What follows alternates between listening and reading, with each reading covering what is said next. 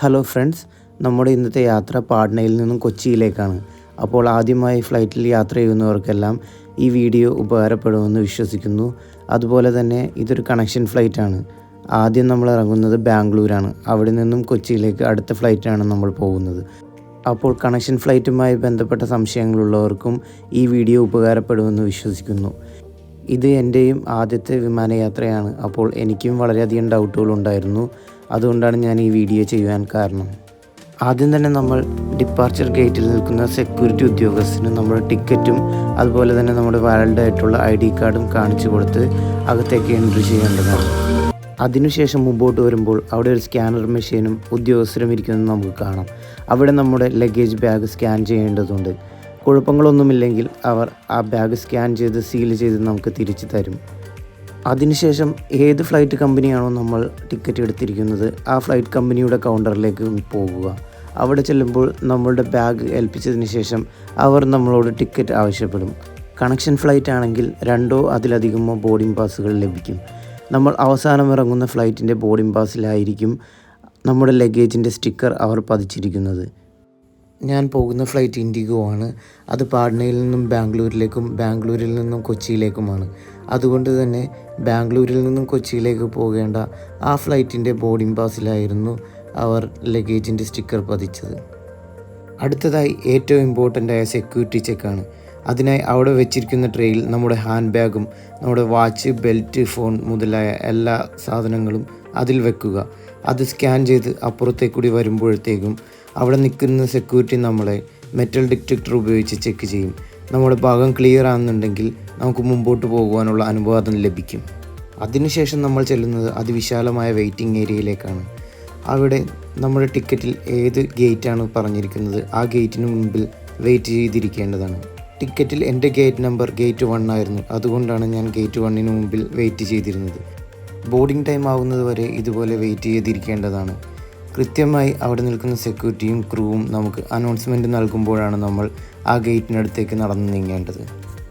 Flight കുറച്ച് ദൂരത്താണെങ്കിൽ ഇതുപോലെ തന്നെ അവർ ബസ് അറേഞ്ച് ചെയ്തിട്ടുണ്ടാവും നമുക്ക് ആ ഫ്ലൈറ്റിനടുത്തേക്ക് പോകുവാൻ. അപ്പോൾ എല്ലാവരും ആ ബസ്സിൽ കയറിയതിന് ശേഷം അത് ഫ്ലൈറ്റിനടുത്തേക്ക് ചലിക്കുന്നതാണ്.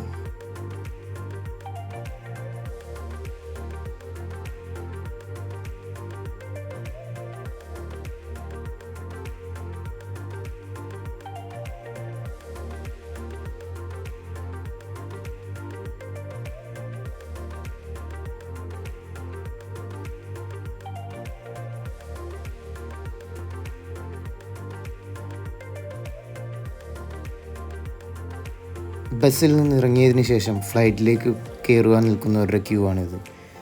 നമ്മൾ അവിടെ നിൽക്കുന്ന സെക്യൂരിറ്റിയുടെ അടുത്ത് നമ്മുടെ ടിക്കറ്റ് കാണിക്കുകയും അവർ ആ ടിക്കറ്റ് ഒന്നുകൂടി ചെക്ക് ചെയ്ത് കറക്റ്റാണോ എന്നെല്ലാം ചെക്ക് ചെയ്തതിന് ശേഷം ടിക്കറ്റിൽ മാർക്ക് ചെയ്യുകയും നമ്മളെ അകത്തേക്ക് കയറുവാൻ അനുവദിക്കുകയും ചെയ്യുന്നു. അങ്ങനെ ഞാൻ ആദ്യമായി ഫ്ലൈറ്റിനുള്ളിലേക്ക് കയറുവാൻ പോവുകയാണ്. അത് വല്ലാത്തൊരു എക്സൈറ്റ്മെൻറ്റ് തരുന്ന നിമിഷങ്ങളായിരുന്നു. ഫ്ലൈറ്റിൽ കയറിയതിന് ശേഷം ഇരു സൈഡുകളിലുമായി സീറ്റുകളുടെ മുകളിലായി നമുക്ക് നമ്പറുകൾ കാണുവാൻ സാധിക്കും. എൻ്റെ സീറ്റ് നമ്പർ 12A ആയിരുന്നു. 12A എന്ന് പറഞ്ഞാൽ അത് വിൻഡോ സീറ്റായിരുന്നു. അതുമാത്രമല്ല അത് എമർജൻസി എക്സിറ്റ് സൈഡ് കൂടിയായിരുന്നു. അങ്ങനെ ഞാൻ എൻ്റെ സീറ്റിലിരുന്നു. എൻ്റെ സീറ്റിൻ്റെ തൊട്ടടുത്തുള്ള സീറ്റുകൾ കാലിയായിരുന്നു. ഈ ഫ്ലൈറ്റിൽ പൊതുവെ ആൾ കുറവായിരുന്നു.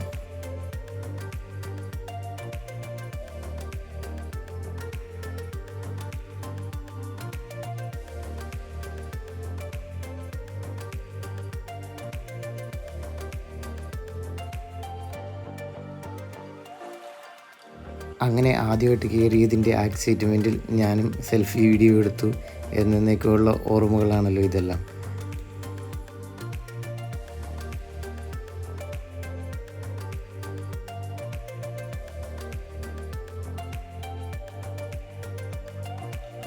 ആദ്യമായി തന്നെ അവർ അനൗൺസ് ചെയ്യുമ്പോൾ നമ്മൾ സീറ്റ് ബെൽറ്റ് ഇടേണ്ടതാണ്.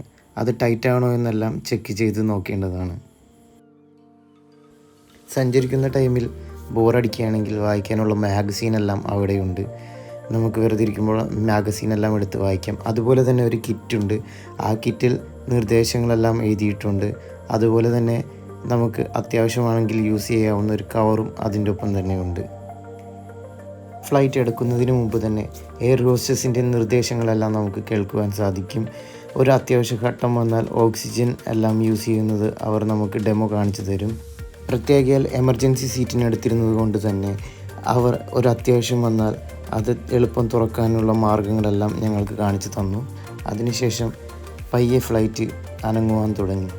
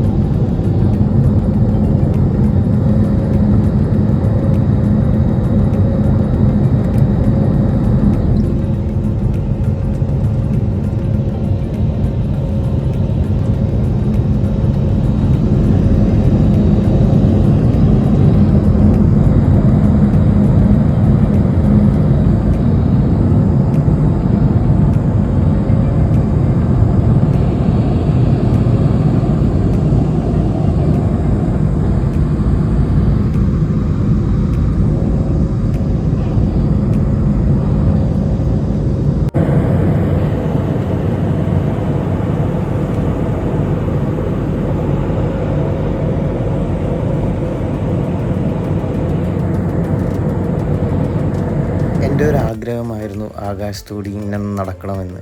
അങ്ങനെ അവരുടെ നിർദ്ദേശപ്രകാരം സീറ്റ് ബെൽറ്റ് അഴിച്ചപ്പോൾ ഞാൻ പയ്യെ അവിടെ നിന്ന് ഇറങ്ങി നടന്നു. ടോയ്ലറ്റ് ജസ്റ്റ് നിങ്ങൾക്കൊന്ന് കാണിച്ചു തരുവാൻ വേണ്ടി അവിടെ വരെ പോയി. പ്ലെയിനിലെ ടോയ്ലറ്റിൽ വെള്ളത്തിനേക്കാൾ കൂടുതൽ വാക്കമാണ് ചെയ്യുന്നത്. ഫ്ലഷ് ചെയ്യുമ്പോൾ വാക്കം ചെയ്ത് ഒറ്റ വലിക്കായിരിക്കും അത് പോകുന്നത്. അത് വളരെ ശബ്ദമുണ്ടാക്കുന്ന ഒരു കാര്യമാണ്. അതിനുശേഷം വീണ്ടും സീറ്റിൽ വന്നിരുന്ന് ഞാൻ ആ ആകാശ കാഴ്ചകൾ കാണുവാൻ തുടങ്ങി.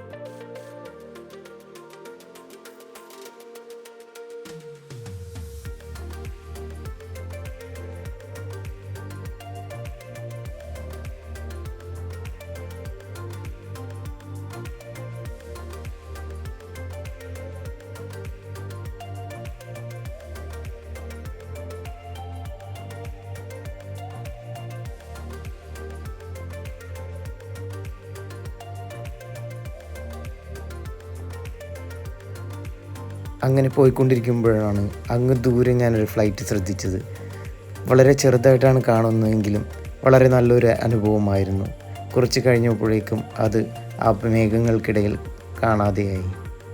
അങ്ങനെ ഞാൻ ആ ഫ്ലൈറ്റ് ആ മേഘങ്ങൾക്കിടയിൽ ഇങ്ങനെ തപ്പിക്കൊണ്ടിരിക്കുമ്പോഴാണ് ആദ്യമായിട്ട് ഈ പ്ലെയിൻ ലെഫ്റ്റിലേക്കൊന്ന് ചരിഞ്ഞത്. ആദ്യമായിട്ടുള്ളത് കൊണ്ടായിരിക്കും ഉള്ളിൽ നിന്ന് ഒരു കിളിയെല്ലാം പോകുന്ന ഒരവസ്ഥ തോന്നി.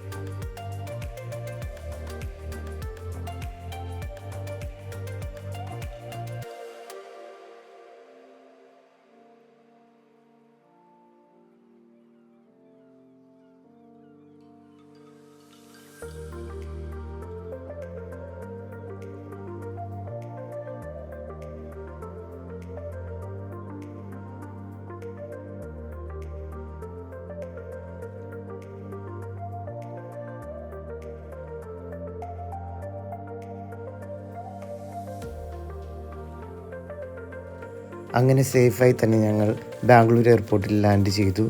ഇതെൻ്റെ ഒരു ആദ്യ അനുഭവമായിരുന്നു. അതുകൊണ്ട് തന്നെ വളരെ എക്സൈറ്റ്മെൻ്റ് ആയിരുന്നു. അടുത്ത എൻ്റെ ഫ്ലൈറ്റ് ഈ എയർപോർട്ടിൽ നിന്ന് വൈകിട്ടാണ്. അപ്പോൾ ഒരു 5 മണിക്കൂർ ഗ്യാപ്പുണ്ട്. ഡൊമസ്റ്റിക് ഫ്ലൈ ആയതുകൊണ്ട് തന്നെ ആ ടൈം ഗ്യാപ്പിനുള്ളിൽ എവിടെ വേണമെങ്കിലും പുറത്ത് പോകുവാനുള്ള സൗകര്യമുണ്ട്. തിരിച്ച് ആ നിശ്ചിത സമയത്തിനുള്ളിൽ കടന്നു വന്നാൽ മതി.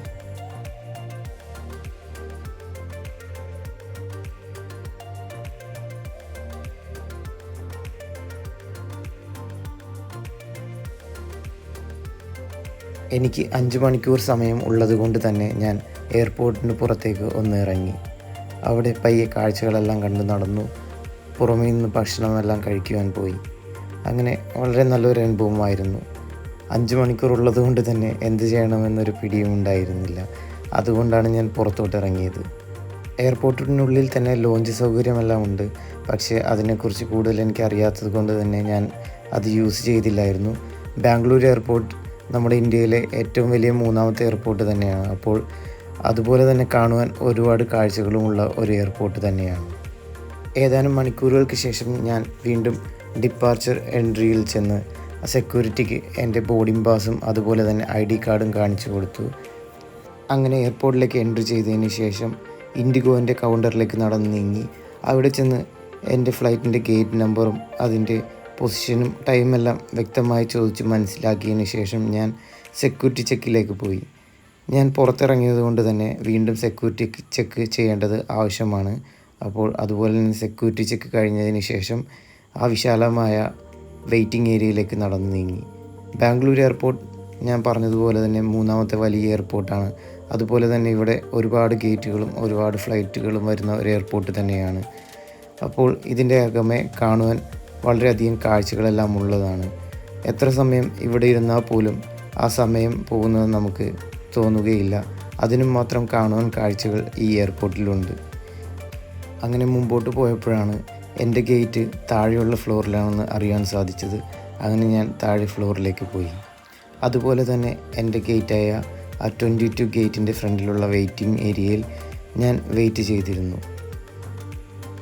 ബോർഡിങ്ങിൻ്റെ അനൗൺസ്മെൻറ്റ് വന്നപ്പോഴേക്കും ഞങ്ങളെല്ലാവരും എഴുന്നേൽക്കുവാൻ തുടങ്ങി. അങ്ങനെ അടുത്ത ഫ്ലൈറ്റിലേക്ക് പോകാനുള്ള തയ്യാറെടുപ്പിലായി.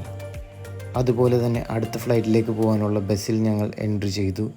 പക്ഷേ എനിക്കറിയില്ലായിരുന്നു എൻ്റെ മുമ്പിൽ പോകുന്നവർ എൻ്റെ വീടിനടുത്തുള്ള ആൾക്കാരായിരുന്നു എന്ന്. അപ്രതീക്ഷിതമായിട്ടാണ് അവരെ ബസ്സിൽ വെച്ച് കണ്ടുമുട്ടിയത്. പിന്നീട് അങ്ങോട്ട് വിശേഷം പറയലും എല്ലാമായി ഞങ്ങളെല്ലാവരും ഒരുമിച്ച് സഞ്ചരിക്കുവാൻ തുടങ്ങി.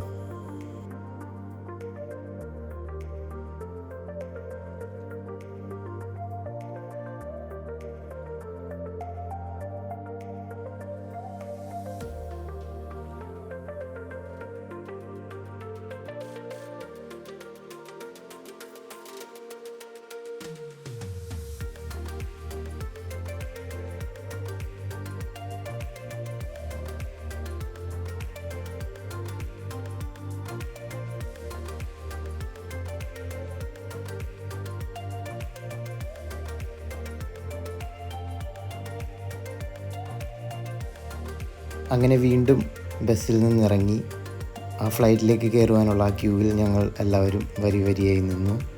ഞാൻ വളരെ സന്തോഷത്തിലായിരുന്നു. കാരണം അപ്രതീക്ഷിതമായി പരിചയക്കാരെ കണ്ടതുകൊണ്ട്, അതും എൻ്റെ ആദ്യത്തെ ഫ്ലൈയിൽ തന്നെ. അപ്പോൾ ഇതെല്ലാം വേറിട്ട ഒരു അനുഭവമായിരുന്നു എനിക്ക് തന്നത്. അങ്ങനെ ഞങ്ങളുടെ ചെക്കിംഗ് എല്ലാം കഴിഞ്ഞു. ഞങ്ങൾ വീണ്ടും 2ാമത്തെ ഫ്ലൈറ്റിലേക്ക് കയറാൻ തുടങ്ങി. ഈ ഫ്ലൈറ്റിൽ എൻ്റെ സീറ്റ് 30F ആണ്. അതും വിൻഡോ സീറ്റാണ്. അതുകൊണ്ട് തന്നെ ഞാൻ വളരെ ഹാപ്പി ആയിരുന്നു. അങ്ങനെ ഫ്ലൈറ്റിൽ കയറി ഇരുന്നു. അനൗൺസ്മെൻറ്റിനെല്ലാം ശേഷം ഫ്ലൈറ്റ് മൂവ് ചെയ്യുവാൻ തുടങ്ങി.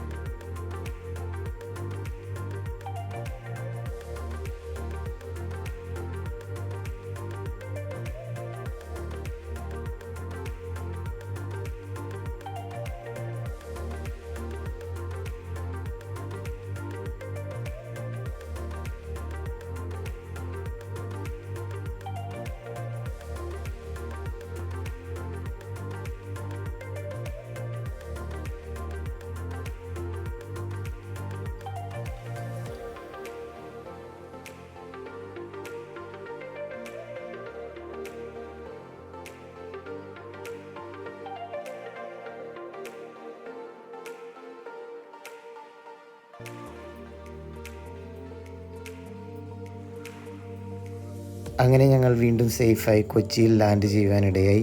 ഇതെൻ്റെ ജീവിതത്തിലെ മറക്കാനാവാത്ത ഒരു ദിവസമായിരുന്നു. അപ്പോൾ ആദ്യമായിട്ടെല്ലാം ഫ്ലൈറ്റിൽ യാത്ര ചെയ്യുന്നവരാണെങ്കിൽ കണക്ഷൻ ഫ്ലൈറ്റ് എടുക്കുകയാണെങ്കിൽ നിങ്ങൾക്ക് കുറച്ചുകൂടി ദൂരം സഞ്ചരിക്കുവാനും ചിലപ്പോൾ ഒന്നിൽ കൂടുതൽ ഫ്ലൈറ്റുകളിൽ സഞ്ചരിക്കാനുള്ള ചാൻസ് എല്ലാം ലഭിച്ചേക്കാം. അത് നിങ്ങളിലുള്ള പേടിയെല്ലാം ചിലപ്പോൾ മാറ്റിയേക്കാം. എനിക്ക് വളരെ നല്ലൊരു അനുഭവമായിരുന്നു കണക്ഷൻ ഫ്ലൈറ്റ്. അതുപോലെ തന്നെ എൻ്റെ ചേട്ടനും കൊച്ചിൻ ഇൻ്റർനാഷണൽ എയർപോർട്ടിൽ ഇൻഡിഗോയുടെ സ്റ്റാഫായിട്ട് തന്നെയാണ് വർക്ക് ചെയ്യുന്നത്. ഇതുപോലെയുള്ള ബസ്സെല്ലാം ചേട്ടനും ഓടിക്കാറുണ്ട്. പക്ഷേ അന്ന് ഓഫായതിൻ്റെ പേരിൽ എന്നെ കൂട്ടിക്കൊണ്ടുവരുവാൻ പുറത്തെല്ലാം കാത്തു നിൽക്കുകയായിരുന്നു. ചേട്ടനോടൊപ്പം വർക്ക് ചെയ്യുന്ന ഈ ചേട്ടനുമായി വിശേഷങ്ങളെല്ലാം പങ്കുവച്ചു. പക്ഷേ ഒരു നിമിഷം ഞാൻ ആഗ്രഹിച്ചിരുന്നു ഇന്ന് എൻ്റെ ചേട്ടനാണ് ഈ ബസ് ഓടിച്ചിരുന്നതെന്ന് എങ്കിൽ. പക്ഷേ ഈ പ്രാവശ്യം ഭാഗ്യം അതിനനുവദിച്ചില്ല.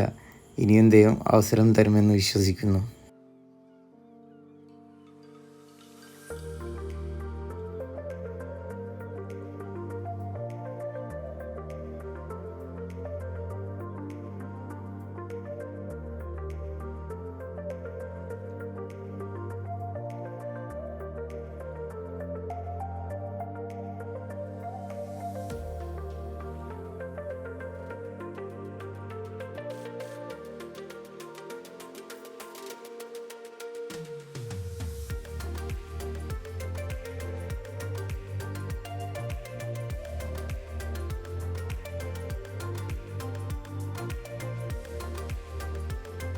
അങ്ങനെ ഒരിക്കൽ കൂടി ബിൽറ്റു ചേട്ടനോടും ബൈ ബൈ എല്ലാം പറഞ്ഞ് ഞാൻ ബസ്സിൽ നിന്ന് ഇറങ്ങി.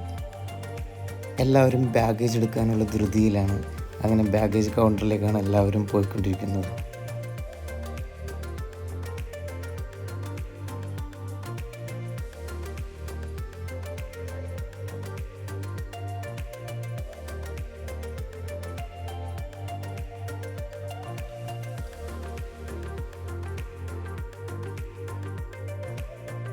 കണക്ഷൻ ഫ്ലൈറ്റ് ആയതുകൊണ്ട് തന്നെ എൻ്റെ ബാഗ് വന്നത് ഏറ്റവും അവസാനമായിരുന്നു.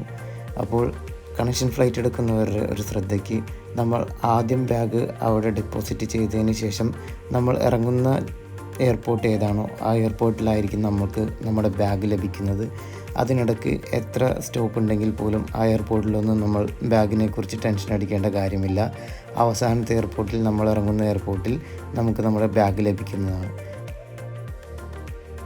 അങ്ങനെ കൊച്ചിൻ ഇൻ്റർനാഷണൽ എയർപോർട്ടിനോട് ബൈ ബൈയും പറഞ്ഞ് പുറത്ത് നിൽക്കുന്ന എൻ്റെ ചേട്ടനെ കാണുവാൻ ധൃതിയായി ഞാൻ എയർപോർട്ടിൽ നിന്ന് എക്സിറ്റ് അടിച്ചു.